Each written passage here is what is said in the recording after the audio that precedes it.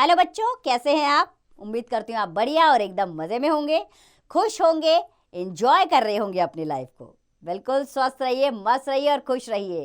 देखिए, जब तक हम खुश नहीं रहेंगे ना, हम हर कार्य में रुचि नहीं ले पाएंगे। तो खुश रहना प्रथम कार्य है। इसी से हमारा शारीरिक और मानसिक विकास तेजी के साथ होता है। तो आइए रहते हैं खुश और पढ़ते हैं अपना अध्याय जिसका नाम है वन महोत्सव। तो वन महोत्सव क्या होता है बच्चों? वन का महोत्सव। आइए इस पाठ में हम इसी विषय में जानेंगे। लेकिन पढ़ने से पहले क्या करना है? पढ़ने की तैयारी। आइए पढ़ने की तैयारी करते हैं। तो बच्चों, पेड़ पौधे हमारे लिए अत्यंत उपयोगी होते हैं। पौधे लगाने के लिए निम्न वस्तुएं किस काम आती हैं, लिखिए। आप इसमें लिखेंगे कि फव्वारा, खुरपी और गमला किस प्रकार हमारे लिए उपयोगी है और पौधे लगाने में इनकी क्या भूमिका है। तो यहाँ पर आप लिखिएगा। हम अध्याय पे आते हैं। तो अध्याय की शुरुआत यूँ होती है कि मेरा नाम मिलन है, मैं कक्षा 4 का छात्र हूँ।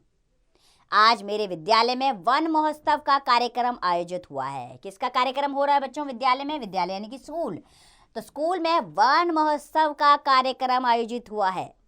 वन महोत्सव वह उत्सव होता है। उत्सव क्या है बच्चों? एक तरह का त्योहार। वन महोत्सव एक तरह का त्योहार मनाया जाता है विद्यालय में, जिसमें नए नए पौधों को रोपा जाता है। रोपना यानी कि लगाया जाता है। वन यानी कि पौधों की बहार आ जाती है। यह उत्सव वर्षा ऋतु में मनाया जाता है, क्योंकि पानी अपने आप प्रकृति देती है, इसीलिए वर्षा ऋतु में पौधे लगाए जाते हैं। अब आते हैं वर्षा ऋतु के आरंभ पर। तो बच्चों, वर्षा ऋतु का आरंभ आषाढ़ मास से हो जाता है। कब से हो जाता है? आषाढ़ मास से। आइए पहले मौखिक प्रश्न जान लें। तो बताइए, मिलन किस कक्षा का छात्र है? हाँ, मिलन कक्षा 4 का छात्र है। बिल्कुल सही। दूसरा प्रश्न, वर्षा ऋतु का आरंभ किस मास में हो जाता है? बिल्कुल सही, वर्षा ऋतु का आरंभ आषाढ़ मास में हो जाता है। बिल्कुल सही जवाब दिया। इसका मतलब आप अध्याय को बहुत अच्छे से सुन रहे हैं। तो आइए आगे बढ़ते हैं। तो बच्चों, आषाढ़ मास लगभग जून के महीने से आरंभ हो जाता है। आरंभ का क्या अर्थ होता है? शुरू, यानी कि जून के महीने से ये महीना शुरू हो जाता है। आषाढ़ मास में जब पहली वर्षा होती है तो उसके पश्चात चौमासे में कभी कभी यह उत्सव मनाया जा सकता है। इसे मनाने के लिए कोई तिथि निश्चित नहीं होती है, यानी कि कोई डेट, दिनांक, तिथि का मतलब होता है दिनांक, कोई डेट निश्चित नहीं होती है। ठीक है। आवश्यकता होती है तो केवल इस बात की कि भूमि में पर्याप्त तरावट हो, यानी कि अच्छी वर्षा हो रही हो। तरावट यानी कि आपकी मिट्टी गीली हो, तब यह वन महोत्सव मनाया जाता है, ताकि पौधे आसानी से लग सके। हमारे विद्यालय में पौधे लगाने के लिए गड्ढे पहले से ही तैयार कर लिए हैं। उन गड्ढों की मिट्टी में खाद मिला दी गई है, जिससे पौधे शीघ्र बढ़ सकें। शीघ्र यानी कि जल्दी, तो जल्दी से जल्दी पौधे बढ़ सके, इसीलिए उन गड्ढों में खाद मिला दी गई है। विद्यालय के सभी छात्र इस उत्सव की तैयारी कर रहे हैं। इनके पास फावड़े, खुरपे और पानी के झरने हैं।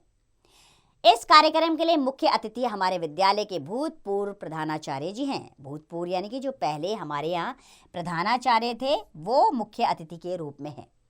प्रधानाचार्य जी को पेड़ पौधे से बहुत प्रेम है।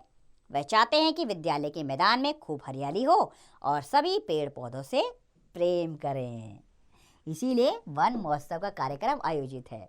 तो बच्चों, विद्यालय में वन महोत्सव का कार्यक्रम सुबह 10 बजे आरंभ हुआ। सभी छात्र पंक्ति में खड़े हैं। पंक्ति यानी कि लाइन में खड़े हैं सभी छात्र। द्वार पर मुख्य अतिथि आ गए हैं। हमारी प्रधानाचार्य जी उन्हें फूलों का गुलदस्ता भेंट कर रही है। सभी छात्र उनका स्वागत कर रहे हैं, यानी कि उनका वेलकम कर रहे हैं। आइए पहले कुछ जानकारी ले लेते हैं। तो बच्चों, भारत में वन महोत्सव की शुरुआत सन 1950 में तत्कालीन कृषि मंत्री कन्हैयालाल मानिकलाल मुंशी जी ने की थी। अर्थात 1950 में कृषि मंत्री थे कन्हैयालाल मानिकलाल मुंशी जी। उन्होंने इसे ही वन महोत्सव की शुरुआत की थी। तो आइए वापस चलते हैं मिलन के विद्यालय में। तो सभी छात्र और अध्यापक मैदान में पहुंच गए हैं। अतिथि महोदय ने हाथ में खुरपा लिया है। अब वह गड्ढे के मध्य से कुछ मिट्टी हटा रहे हैं। उन्हें अशोक का एक पौधा दिया गया, जिसे वह उस गड्ढे में रोप रहे हैं। उनके पास झरना भी रखा हुआ है। झरना पानी देने के लिए, यानी कि जब वो पौधा लगाएंगे उसमें थोड़ा सा पानी ज़रूर डालेंगे। उसके बाद बच्चों, अब एक पौधा रोप दिया गया है। रोप दिया यानी कि उस गड्ढे में एक पौधा लगा दिया गया है। सभी अध्यापक और छात्र तालियां बजाकर हर्ष प्रकट कर रहे हैं। हर्ष यानी कि खुशी, आनंद महसूस कर रहे हैं कि वन महोत्सव की शुरुआत हो गई। अब प्रत्येक छात्र और अध्यापक महोदय एक एक पौधा लगा रहे हैं। ये पौधे खेल के मैदान के चारों ओर लगाए जा रहे हैं। अब आते हैं मौखिक प्रश्न पर। पहले तो बताइए, वन महोत्सव का कार्यक्रम कितने बजे आरंभ हुआ? बिल्कुल, वन महोत्सव का कार्यक्रम 10 बजे लगभग आरंभ हो गया। दूसरा प्रश्न, अतिथि महोदय ने गड्ढे के मध्य से क्या हटाई?